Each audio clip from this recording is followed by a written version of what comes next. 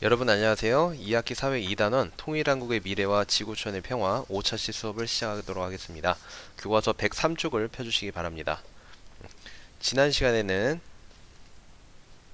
우리나라의 소중한 땅, 독도를 지키려는 사람들의 노력에 대해서 공부를 해보았습니다. 독도를 지키려고 노력한 많은 분들이 계셨는데, 그 중에서 우리에게 가장 잘 알려져 있는 안용복의 일화에 대해서 알아보았어요. 굉장히 용감하고 재치 있는 그런 일화에 대해서 여러분들과 함께 보았습니다. 뿐만 아니라 독도를 지키기 위해서 독도에 주둔하고 있는 많은 분들이 있다고 했죠. 독도 경비대원이라든지 등대관리원, 울릉군청 독도관리사무소 직원 등 약 50여 명이 독도에 거주하며 독도를 지키고 있고, 그리고 독도에 주민등록을 해서 독도에 실제로 거주를 하고 있는 최종덕 씨 최초로 주민등록을 한 그런 분에 대해서도 이야기를 우리가 보았습니다. 뿐만 아니라 우리가 이렇게 독도에 직접 가서 독도를 가는 것만이 독도를 지킬 수 있는 것이 아니고, 사이버 외교사절단, 반크, 인터넷에서 우리나라와 관련된 잘못된 사실을 바로잡는 데 노력하고 있는 전 세계 사람들에게 그런 독도에 대해서 일본의 억지 주장을 바로잡는 데 힘쓰고 있는 사이버 외교사절단에 대해서도 공부를 했었고요. 그리고 또 여러분들이 교실에서 혹은 가정에서도 독도를 아끼는 마음으로 독도가 우리 영토임을 알릴 수 있는 그런 다양한 활동도, 예를 들어 포스터를 그린다든지 동영상을 만든다든지, 이런 활동들을 통해서 우리가 지킬 수 있다는 것도 알아보았습니다. 뿐만 아니고 일본이 독도를 이제 자기네 영토라고 이제 주장하는 것에 대해서 우리가 정당하게 반박을 할 수 있는 그런 자료들도 여러분들과 함께 보았는데요. 1876년 일본의 그때 당시 메이지 정부의 최고 행정기관인 태정관에서 독도가 일본 땅이 아니라는 사실을 스스로 밝혔던 그런 자료가 있습니다. 어떻게 보면 지금 현재 일본 정부의 조상이겠죠? 일본 정부의 조상들이 이렇게 한 내용이 있기 때문에 이거를 근거로 우리가 독도가 대한민국의 자랑스러운 영토임을 주장할 수 있다는 것에 대해서 공부를 해보았습니다. 자, 이번 시간에는 남북 통일이 필요한 까닭에 대해서 우리가 함께 생각을 해보도록 하겠습니다. 우리가 지금 살고 있는 대한민국은 1945년에 이제 광복을 맞았고, 1950년에 한국전쟁이 발발해서 1953년에 휴전 상태에 돌입을 했습니다. 휴전은 전쟁을 이제 쉬는다는 의미인데, 전쟁을 쉬기 시작해서 지금 2020년 정말 긴 세월을 약 70년 가까이 지금 휴전 상태에 지금 이르고 있습니다. 그래서 여러분 교과서에 보면은 여러 가지 이제 뉴스 부분이 있는데, 뉴스 부분을 여러분 간단히 함께 보도록 하겠습니다.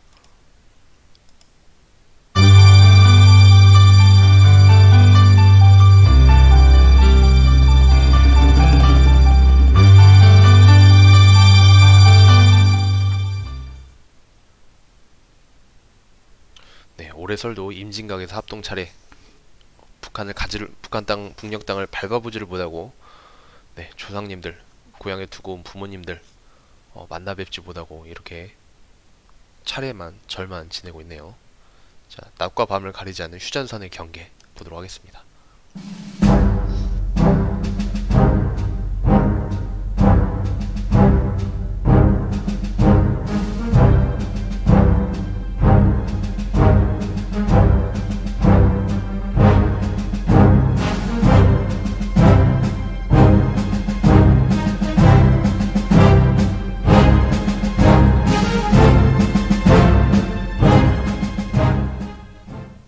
네, 우리나라의 대단히 멋지고 늠름한 그런 군인들의 모습을 보셨습니다.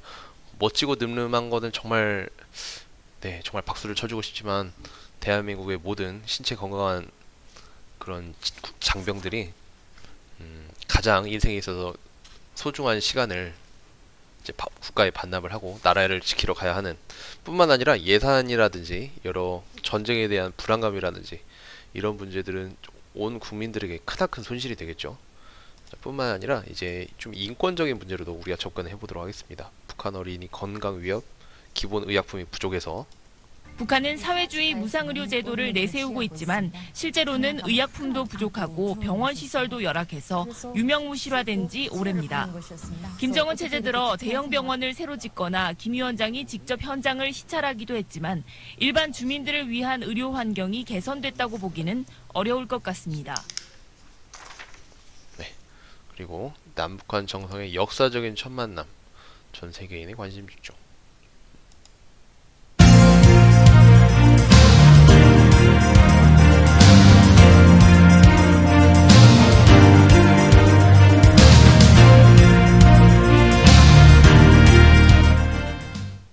네, 이 이후로도 몇 차례 이제 남북한 정상회담을 하긴 했지만 2000년 그때 당시 이전에는 남한과 북한이, 대한민국과 북한이 서로 이렇게 왕래를 한다는 것은 상상하기가 정말 어려운 일이었어요. 그래서 이렇게 현재 대한민국이, 우리 한반도가 분단이 되어 있기 때문에 생기는 그런 일들에 대해서 여러분들이 함께 살펴보았습니다.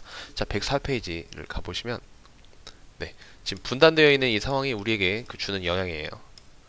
그래서 첫 번째로는, 네, 전쟁이 일어날까 굉장히 온 국민이 떨고 있고, 온 국민이 항상 불안감에 떨어야 하는 부분이 있죠. 가장 쉬운 예로 북한이 동해바다에 미사일을 쏩니다. 북한이 동해바다에 미사일을 쏘면은 우리 대한민국 쪽으로 직접 쏜 건 아니지만 그 미사일 실험을 한 번 할 때마다 우리나라 대한민국 국민들이라든지 그리고 군대에 가 있는 여러 국군 장병이라든지 국군 장병을 가족으로 두고 있는 사람들이라든지 굉장히 불안감에 떨 수밖에 없습니다. 가장 불안해하는 사람들은 또 어떤 사람들이 불안해하냐면 외국에서 대한민국으로 돈을 벌러 오는 사람들이에요. 대한민국에 직장을 올 때, 사실 여러분들은 아는지 모르겠지만 대한민국은 세계에서 손꼽히는 정말 치안, 그런 범죄율이나 그런 안전 비율이 굉장히 높은 나라예요. 우리나라는 강력 범죄라든지 이런 것들이 상당히 적게 일어나는 나라이고, 한번 대표적인 이런 걸 생각해 보세요. 우리나라는 여러분들 어디 식당이나 어디다 물건을 놓고 왔어요. 어지간하면 그거 누가 안 가져갑니다. 우리나라는 대단히 안전한 나라이고, 그런데도 외국인들이 대한민국으로 일을 하러 간다, 돈을 벌러 간다 하면은 유일하게 불안해하는 것이, 대한민국 안전한 나라라서 되게 안심을 하는데 유일하게 불안해하는 것이 이 전쟁의 두려움이에요. 즉, 분단이 없었다면 대한민국의 국가 이미지는, 국가 그런 신용도라든지 그런 이미지는 지금보다 훨씬 높았겠죠. 대한민국이, 남한과 북한이 이렇게 분단되지 않았다면.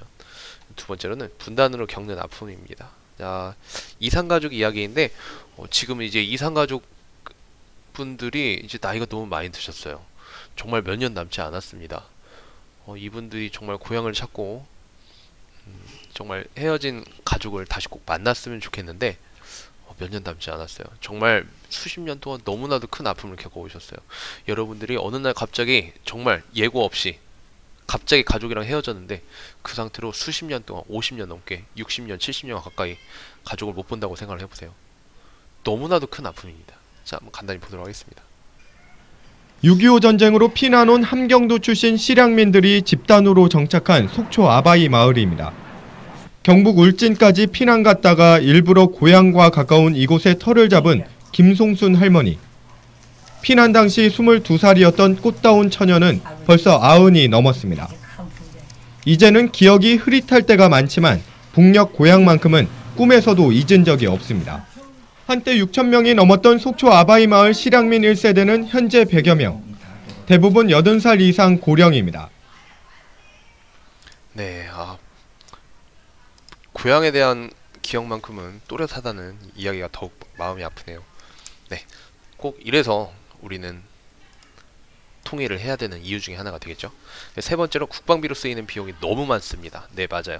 이게 대한민국, 우리나라만 국방비로 쓰이는 비용이 많은 게 아니고 북한도 많아요. 그러니까 두 나라가 만약에 분단이 되지 않았거나 통일이 된다면 국방비를 상당 부분 절감할 수 있을 것이고, 그것은 꼭 우리나라가 발전할 수 있는 그런 비용이 되겠죠. 자, 그리고 언어에 있어서도 많은 차이가 있는데 한번 간단히 보도록 하겠습니다.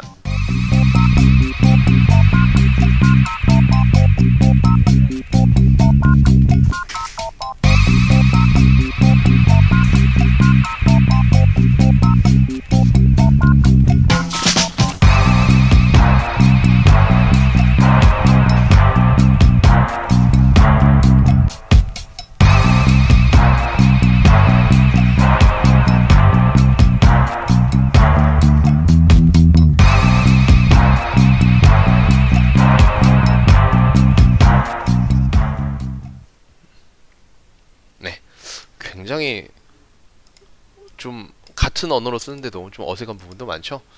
이렇게 떨어져 사는 세월이 길다 보니까 이런 쓰는 언어도 다릅니다.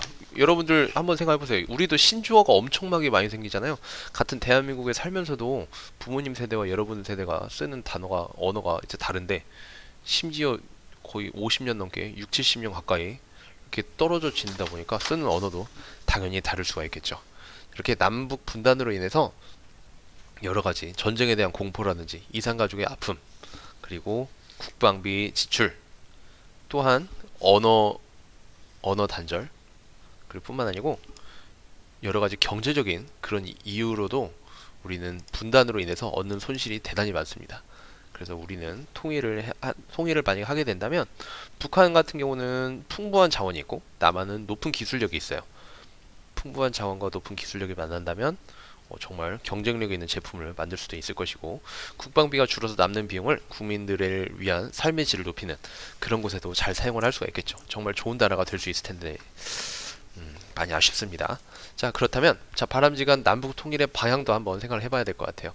뭐 무턱대고 남한과 북한이 무턱대고 갑자기 이제 통일을 한다?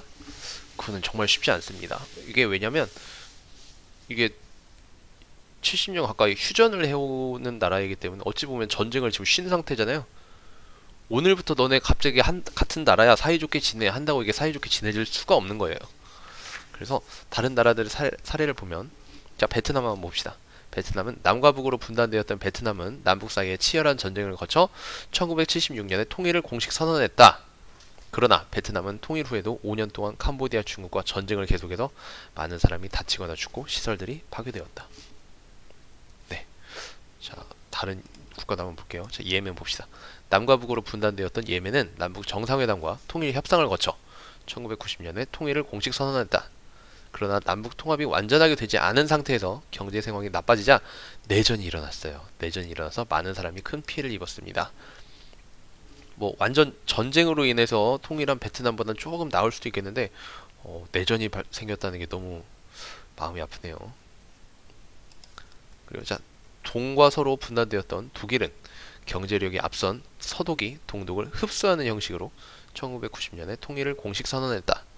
동서독은 통일 이전에도 비교적 활발히 교류하고 협력했다. 이 부분은 정말 마음에 드는 부분이고, 우리나라도 통일 이전에 비교적 활발히 교류하고 협력하기 위해서 많은 노력을 하고 있습니다. 자, 독일은 통일 이후에 전 국토를 골고루 발전시키고 이웃 나라들과 함께 평화롭게 잘 살려고 노력해서 유럽의 중심 국가로 그 역할을 다 하고 있다라고 이렇게 이야기를 하고 있네요. 자, 그러면 우리가 베트남, 예멘, 독일 세 나라가 예시로 나왔는데 각 나라의 통일 과정을 한번 바르게 연결을 해보도록 하겠습니다. 자, 베트남은 여기부터 볼까요? 자, 교류와 협력을 바탕으로 평화롭게 통일했고 주변국들과 함께 잘 살기 위해 노력하고 있다. 어떤 나라에 대한 설명일까요? 자, 바로 독일에 대한 설명이 되겠습니다. 대화로 평화롭게 통일했으나 내전을 겪으면서 많은 사람이 희생되었다. 예멘에 대한 이야기가 되겠고, 무력으로 통일했고 통일 이후에도 이웃 나라들과 전쟁을 치렀다. 베트남에 대한 이야기가 되겠습니다. 네. 세 나라의 통일 사례를 바탕으로 바람직한 남북 통일의 방향에 대해서 한번 생각을 해봅시다. 자, 일단 남북 교류를 확대하고 협력을 하는 경험을 바탕으로 일단 뭐 다른 나라를 일방적으로 뭐 강대국이 약소국을 흡수한다든지 아니면 전쟁을 한다든지 이런 방식은 썩 바람직하지 못해 보입니다. 자, 상대를 존중하고 신뢰해서 평화적으로 통일을 해야 한다고 생각을 해보겠습니다. 네. 자, 이번 시간에는 남북 통일이 필요한 까닭에 대해서 공부해 보았습니다. 다음 시간에는 남북 통일을 하기 위해서 국가 그리고 개인들이 하고 있는 다양한 노력에 대해서 알아보겠습니다. 수고하셨습니다.